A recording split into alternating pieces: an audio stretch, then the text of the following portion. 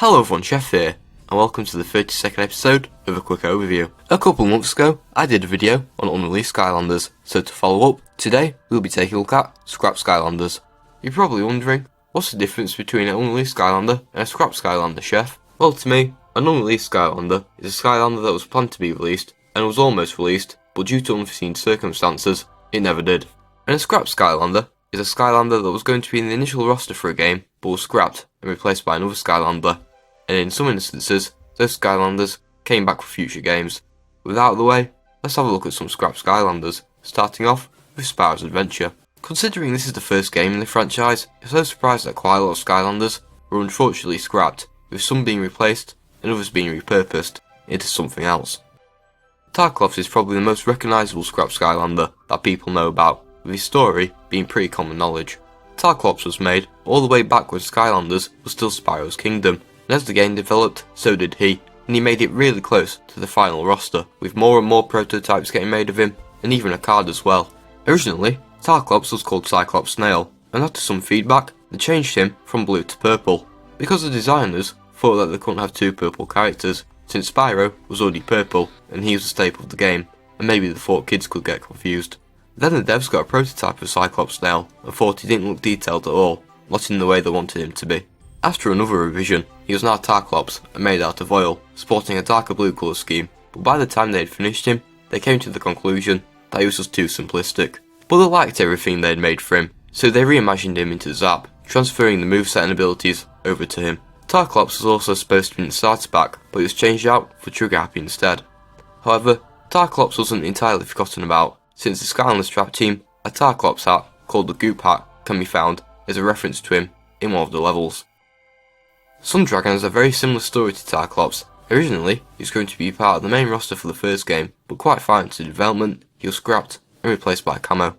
He was that far into development that he managed to be included in a tech demo for the game, and in the reveal trailer for SSA, battling alongside the other Skylanders in the opening cinematic. Unlike Tarclops, he's had no recognition since his scrapping in SSA, but something quite interesting is the stone dragon heads in Quicksilver Vault and Creepy Citadel that are modelled after him.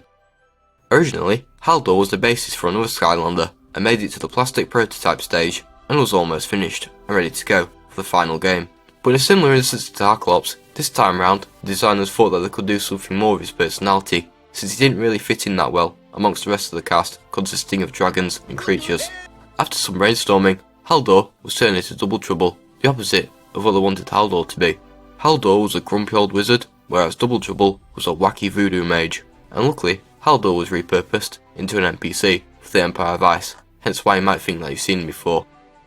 Bomb Troll also got quite far into development, with figure and card both being made for him, but due to his look and grumpy personality, the devs wanted to change him to better suit the cartoony feel of Skylanders, changing his design slightly into Boomer. He was also intended to be in the starter pack alongside Tarclops and Spyro. Finally, for SSA, we have Fire Dragon. I assume he was made to base what Spyro would look like later on, and maybe this guy was made as a backup in the event Spyro couldn't be included in the game.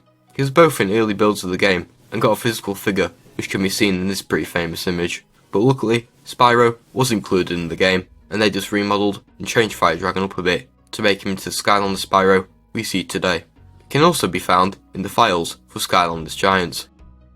Crypt King was originally going to be the undead giant for Skylanders Giants, but for an unknown reason he was replaced with Eyebrawl. But Iway, the toy and character director of Skylanders, really liked Crypt King's design, so with some changing of proportions and recolouring, he was brought back for Trap Team. Next, Slapshot was supposed to be core Skylander for Giants called Bullseye, but was for some reason pushed to one side, but again he was brought back for Trap Team, where they went through numerous renditions to fully come to a solid conclusion of what Trapmaster was, and ended up with the finalised version we now know today.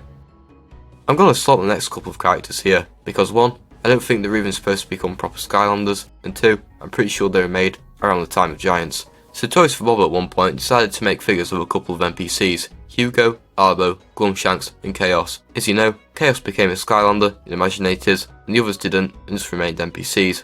We never know if at one point they were considering them to become proper Skylanders. And another sort of oddity is this guy, a Spear Cyclops. He appears to have a Giant's orange base, so maybe he's going to be a core Skylander for Giants. Not much is known about him. Now let's talk about a game that was scrapped and repurposed into another game. Skylanders Shapeshifters was originally what Skylanders Swap Force was going to be, and had 3 characters who reached a concept art and physical stage, each of which went on to be repurposed into other Skylanders. Kraken was a shapeshifter of the water element.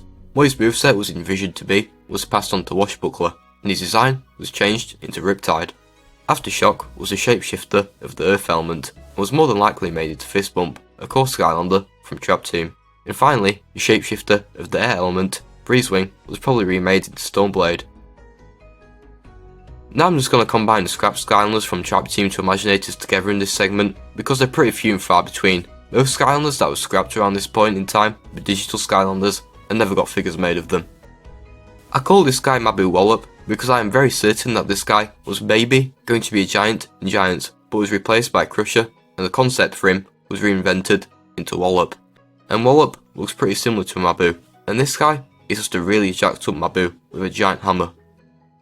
Getting into topics relating to some of my most popular videos now, around the time of the reveal of the next entry that I'll get to in a minute, an ex-Toys for Bob employee on Twitter decided to showcase a prototype they made for one of Skylanders' best NPCs, Tessa. This prototype was made when they were making superchargers, just for fun. They didn't really intend to make her into a playable character, but it's still cool nonetheless. And yes, I will be putting her in the thumbnail for clickbait. Hello topic, my most popular video, I'm here to milk you again. After the launch of Crash Bandicoot Insane Trilogy, 3 Skylanders that are supposed to be Skylanders in the 7th game were found. This became a massive deal, but not long after, it was kinda forgotten about.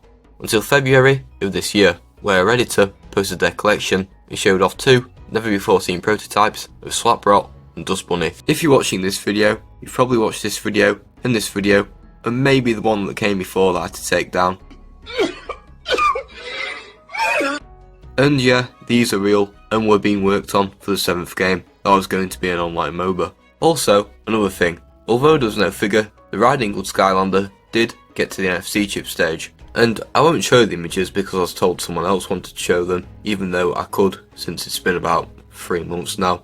But something that I'll talk about is, for the 7th game, a new magic item was being worked on, and when placed on the portal, would have essentially worked the same way as a magic item would. And I think they're going to be like the Imaginator chests, sold in blind bags.